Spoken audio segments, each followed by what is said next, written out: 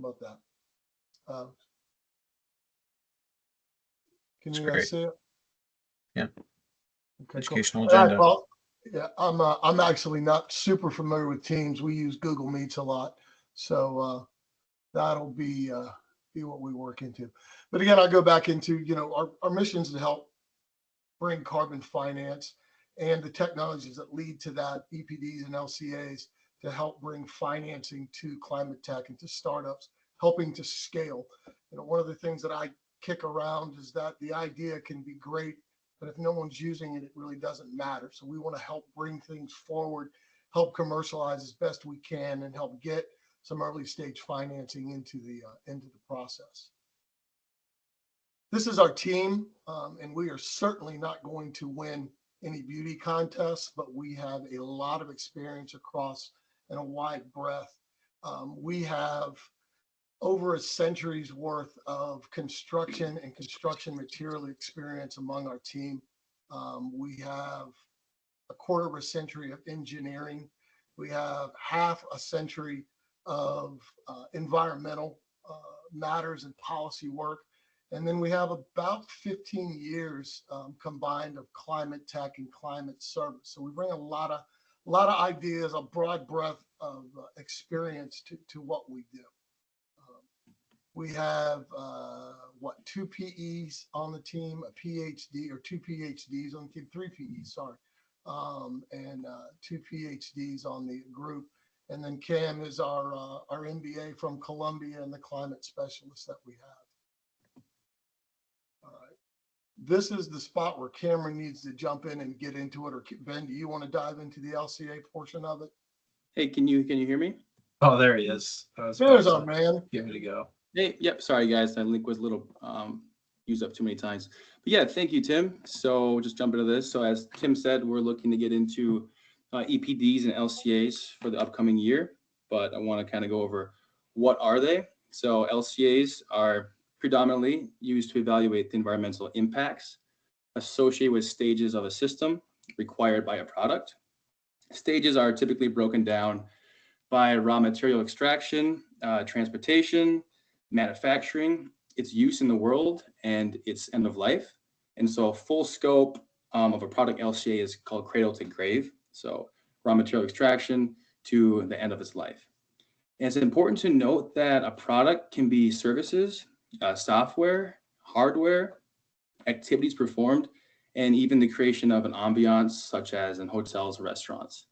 So the end result is commonly an emission factor, which informs the amount of CO2 equivalent emitted per unit of measurement. That could be 1 kilogram of CO2 equivalent for a stick of butter, or 10 kilograms equivalent for a pack of medical gloves, or 0.91 kilogram for cement. So a simple viewpoint for LCA is it's an analysis of the input and output cycles required throughout the life of a product. So on the EPD, what that is, it builds a lot on the LCA, but it has standardized impact categories that are assessed under approved product rules. And then this assessment is reported through ISO 14025 framework, which is then verified by a third party holding required certifications. So whereas an LCA may have the global warming potential per unit of measure, an EPD broadens the scope to include eutrophication, smog, acidification, freshwater toxicity, ozone depletion, and human health factors regarding particulate matter and cancer. And then last we got here is the carbon credits. So building on foundation of LCAs and EPDs is the carbon credits, which originated from the Kyoto Protocol's clean development mechanism. And they initially served as a financing tool for emission reduction projects and as a compliance option for companies under regulation. So these credits allowed regulated entities unable to meet their emission targets to purchase offsets, avoiding penalties. However, it has since then attracted voluntary participants making up the voluntary carbon market. And this had initially been dominated by nature-based solutions, but the buyers are now realizing a need for, and they're shifting demand towards technology-based innovations. And that's an area where all of us on this call can make significant impact, all the while scaling our solution for commercialization.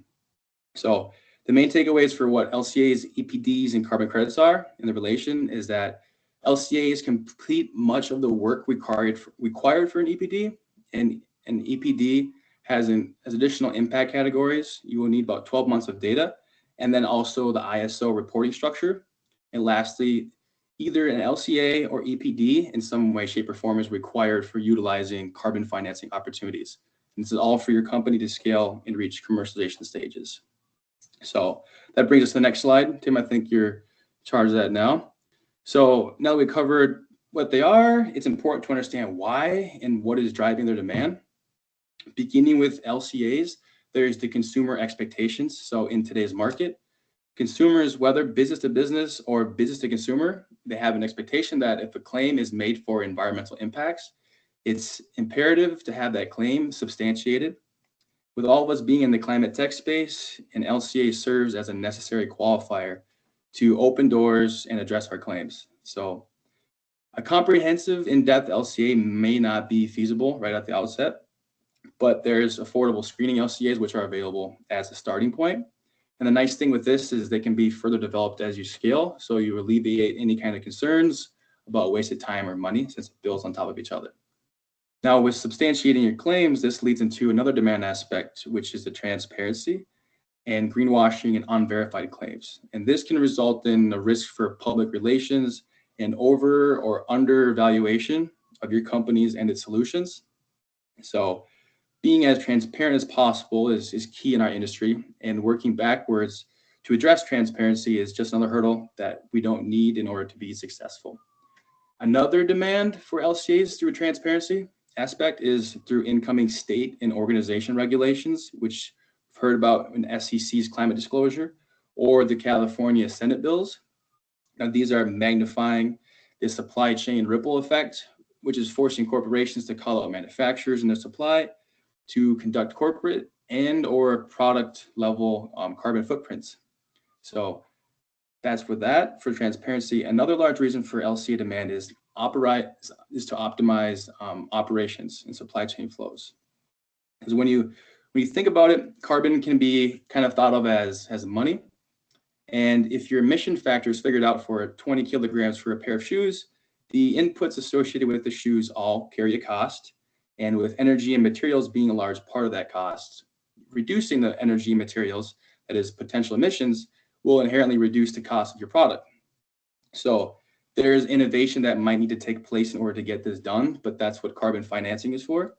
And this kind of leads to LCAs are being conducted not only to appease corporate buyers under regulations, but also to appease their own bottom line through reducing the costs, identifying cross-sector collaborations, proactive supply chain shifts as well. So now on to the why for EPDs. There's a demand stemming from compliance pressures. So projects receiving funding from the IRA will carry with them guidelines and requirements to source products with verified EPDs.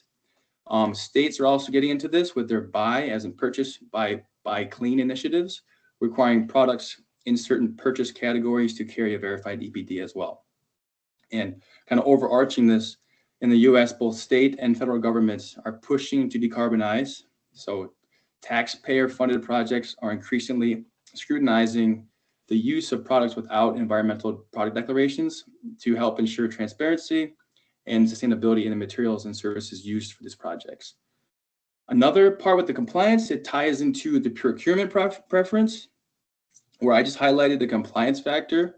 There are also voluntary choices being made to select products with verified environmental impacts. EPDs are in demand and very popular in the built environment for LEED and BREEAM credits, among other things. But demand is also growing even more so due to the procurement difficulty for purchasers to reduce embodied carbon and hit reduction goals, and finding and sourcing these substitute products. Another aspect for driving demand on EPDs is standardization. So sustainability has a very convoluted information and reporting ecosystem, all these different frameworks. And there's a growing push for EPDs to kind of carry that common language at the product level in our space. So for example, in North America, Tracy 2.1 is a North American EPD methodology for the product level assessments and it's the methodology required for government projects and state level buy clean initiatives. So they're regarding that. Now I'm going to jump to the carbon credits on the same slide for what's driving the need for that and why. There's a demand found in compliance markets, very straightforward. Regulations are imposed fines on the greenhouse gas capacity that they can emit in order to aid reductions and avoid penalties. They're allotted a percentage of their emission portfolio to be offset. So some examples in the US market for this can be found in upcoming New York City with Local Law 97, the Regional Greenhouse Gas Initiative, California Cap and Trade, and State of Washington's Cap and Invest program. And these compliance all flow into value chain mitigation. So where regulations and fines may not exist, there's still a call for the voluntary carbon credits. And this is because there's corporate commitments, and hitting net zero within my value chain may not be feasible. So I have a need for offsetting operations. An example of this could be in hard to abate sectors for like steel. So they may reduce emissions by adopting energy efficient processes, but cannot fully eliminate emissions from the chemical reactions from steel production. So they're forced to purchase carbon credits from, you could say, a reforestation project, or they can invest directly into air capture technology to compensate for unavoidable emissions. And this ties into innovative funding. So through this, there's financing mechanisms to funding innovations with a potential return on financial investment or a return on the carbon investment.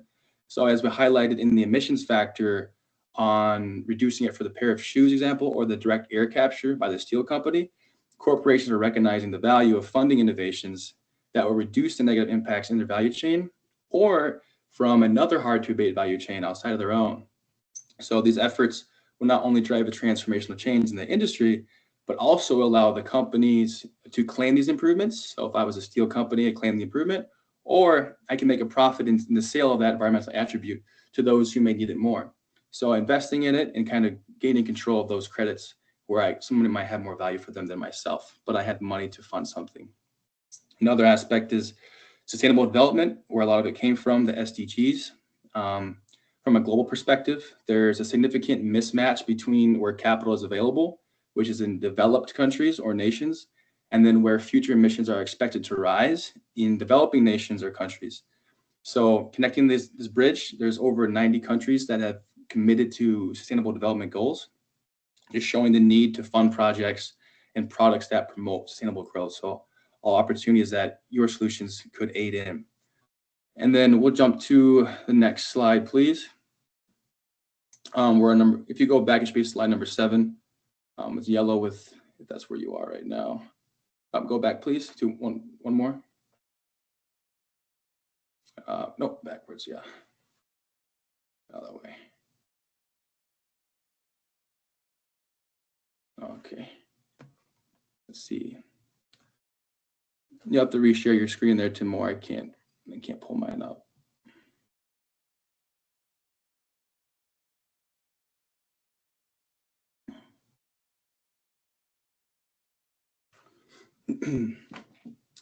Okay.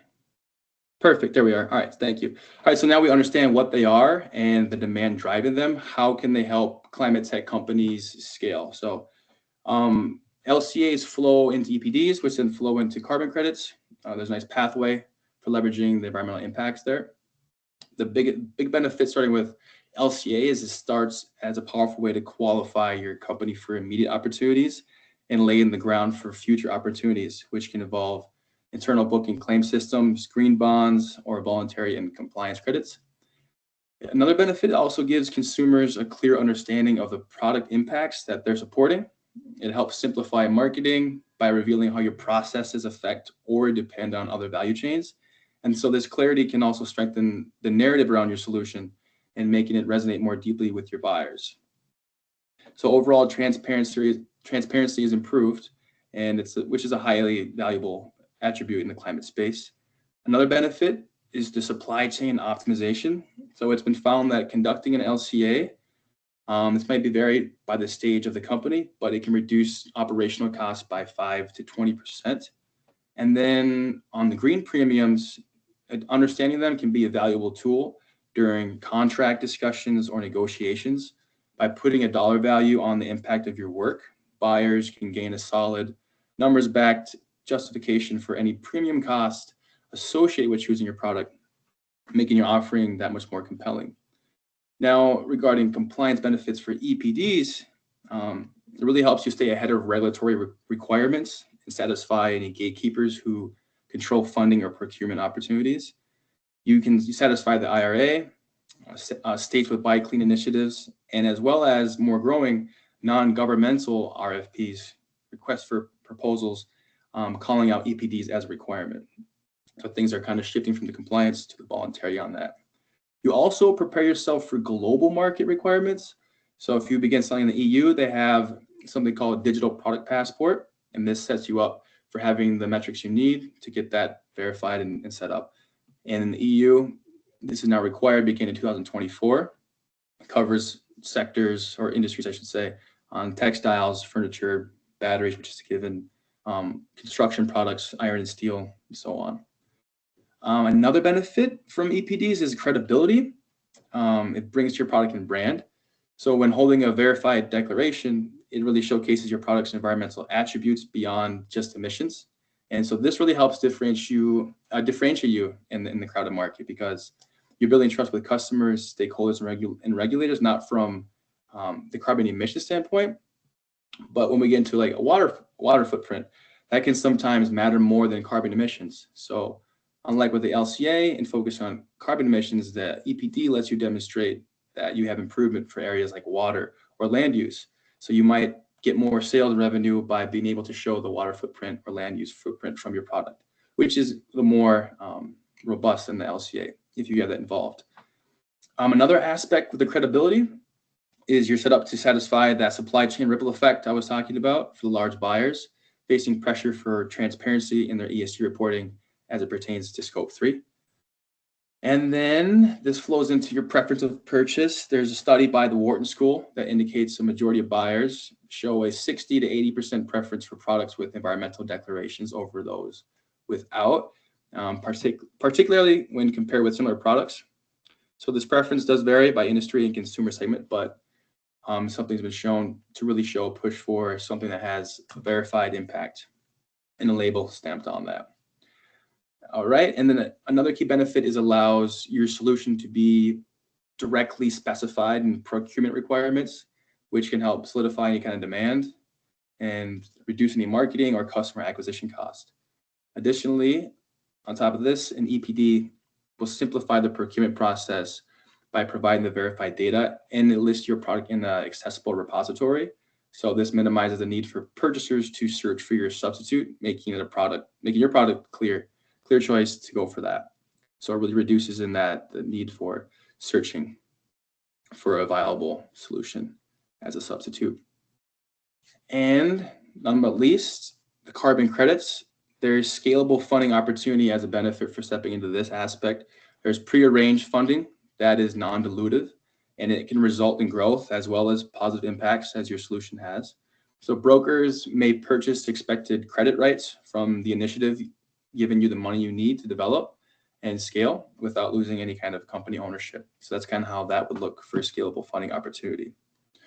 For revenue streams, carbon generates multiple opportunities that are available on a global scale.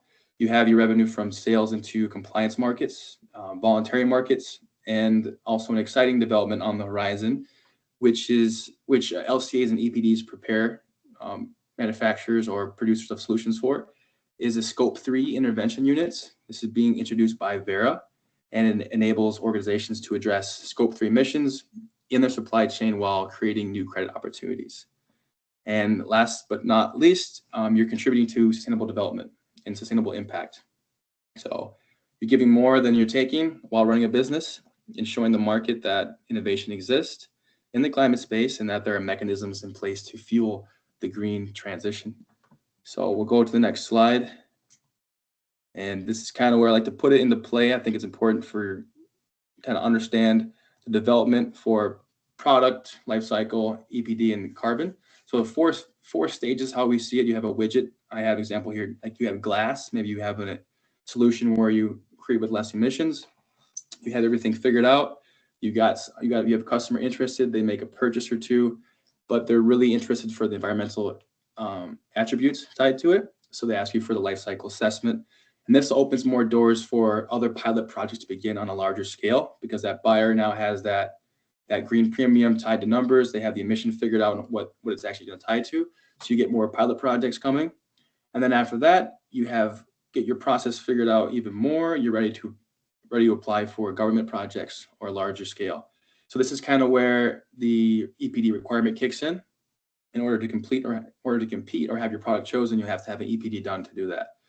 So you get the contract, awesome, congratulations, you have the EPD done. And at this point, your project sizes are increasing, you have more volume of them. And when this occurs, you're bringing more emission reductions to the world. And then that's when carbon credits will come into play. You're able to quantify and claim the emission reductions that you're doing as you're scaling. And then after the carbon credit, you're given money because you're proving the emissions. And from there, you scale to a point where hopefully you don't rely on any kind of funding anymore. The product has matured, all through people financing this through the support in valuing emission credits. So hope that was clear. That's all I have for myself. You can go to the next slide. We have a survey. We'll send it out to you guys. I don't have it in the chat right now, but would like to hear any questions from you. And thank you.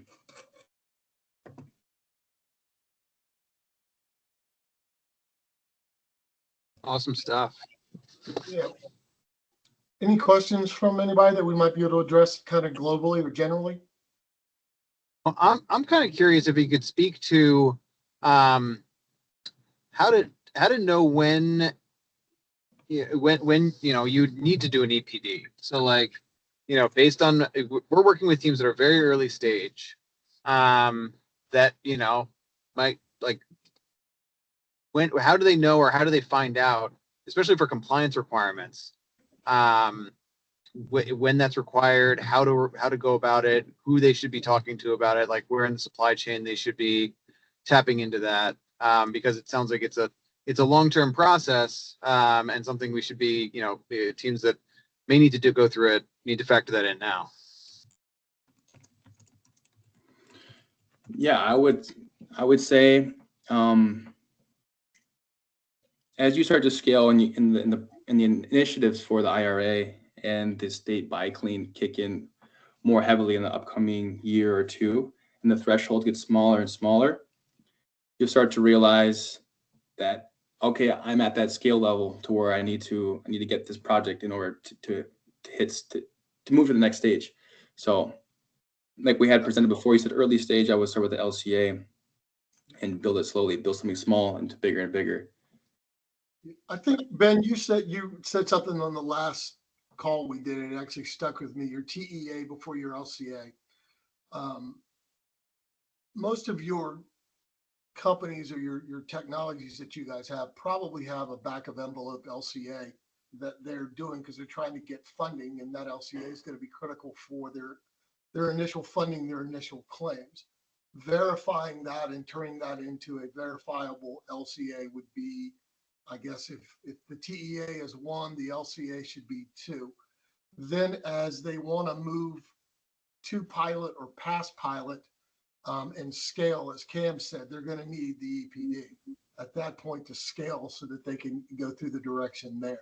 So I would, it's funny that if you saw that product life cycle looks like your valley of death that you like to do, I would bet the overlay on that is pretty close. Did that answer your question? And yeah, I'm kind of curious also, especially the technology areas. I mean, I know the cement space is definitely looking at EPDs, especially, yeah. So we've got teams in the more in the materials, SCM type of materials. We've got teams that are doing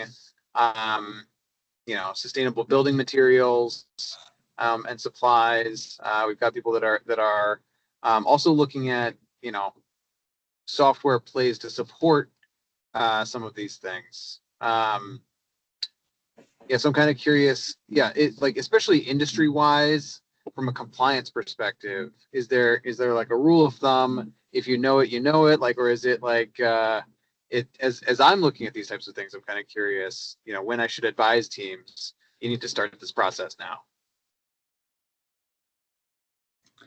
Yeah, I would say the LCA is going to be important no matter what, especially in our space. And the EPD can vary depending upon if your product category makes that big of an impact from a volume. They're really focused on the cement and steel because it takes up a lot of emissions from the built environment or just in US in general. But starting at the LCA aspect can open so many doors for you understanding where you're at, and then also the value that companies are going to have down the line with being able to put a dollar tied to the emission reduced. And a lot of these corporations, it's going to get more and more transparency involved in the markets. Corporate buyers are looking for innovative solutions that they can talk about and support. And the EPD, it may or may not be required for that, but the LCA definitely will. So it could be a compliance driver on the EPD aspect, but from the built environment, there are the standard language that they're talking about, the common language, and through EPD. So even if you don't need it done, there's repositories that your EPD is in, so you have more visibility from purchasers, and you're kind of playing in the level playing field now. That's what I would think on that.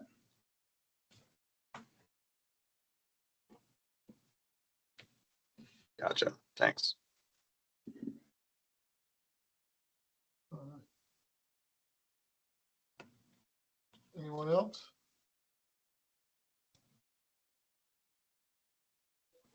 Okay.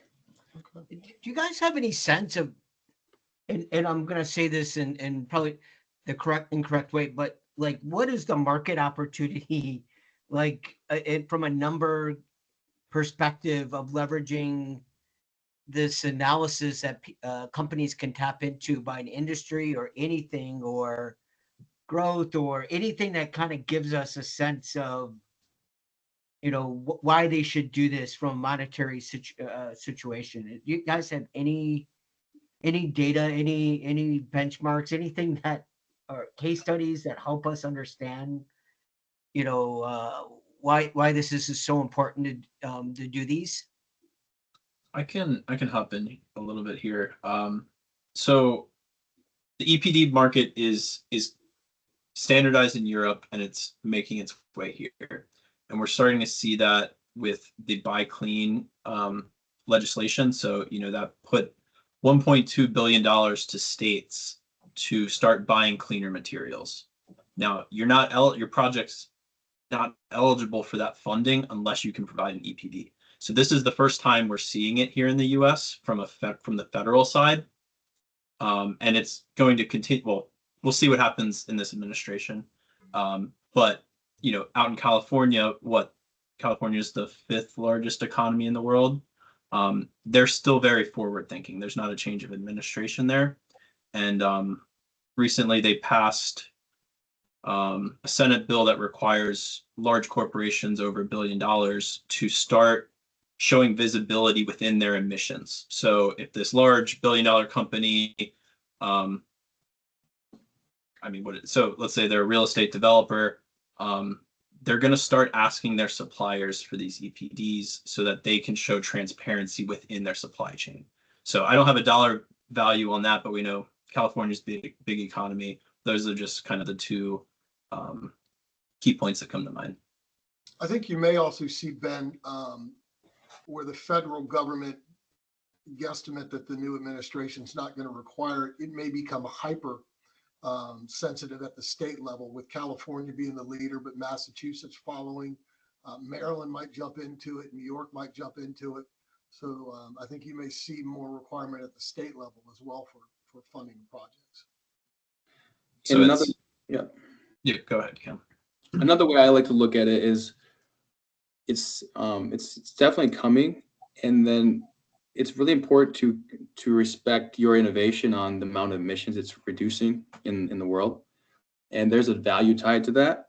So you might have an innovation that it's hard to quantify the impact. It might be more of a social change thing, or it might be technological, very tied to the emission reduced, and you can quantify it. When my innovation scales after the EPD, I kind of prove that I'm reducing these many emissions, and I'm doing 100,000 emissions reduced when I hit scale.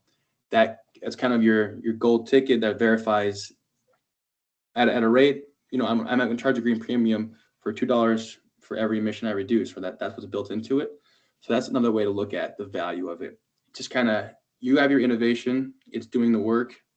The EPDs just really helps verify that and prove the verification. So that's how I look at it too.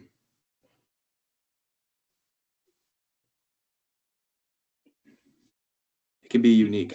Yeah. You guys have presented a little bit. Okay, thanks for that and presenting a little bit of the opportunity. What's generally the cost or resources to do these assessments?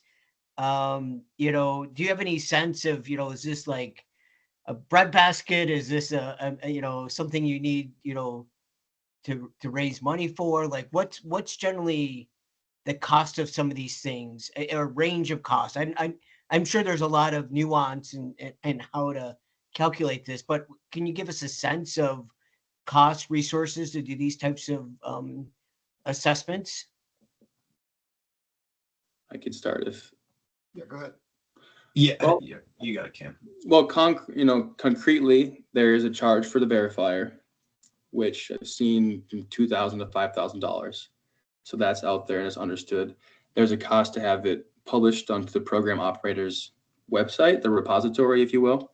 That's about $500 a year. So you're looking at, you know, $5,500 or less. I don't think the verification is too much more than that. And that's when it jumps into it's kind of built upon how confusing and complex is your supply chain in order to figure out the emissions. And that's where we sit down with a company like you or someone else and we do a scope assessment on what it's going to look like and come back with the man hours. So it really varies in that aspect, but that's all I have for rough. 20,000 to 50,000 is what I've heard also. So from overall, it could be less, it could be a little more, but that's the range. That doesn't sound unreasonable. And the complication comes from if you're sort of more of a standardized, been kind of proven versus some sort of first of a kind technology that is a little bit more difficult. More also on the processes too, and how you balance out the mass and the energy and how confusing it can get if you're doing the chemical processes versus, you know, I have the soil here. And if there's been no research on that particular input before.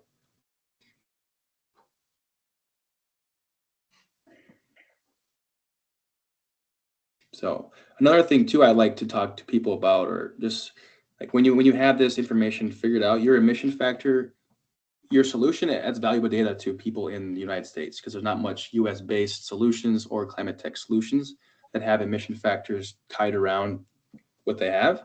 So that can be monetized as well.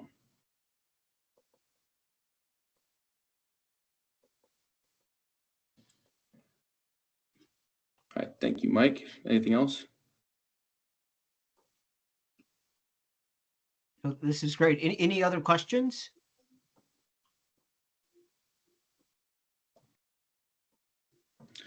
Okay. Good.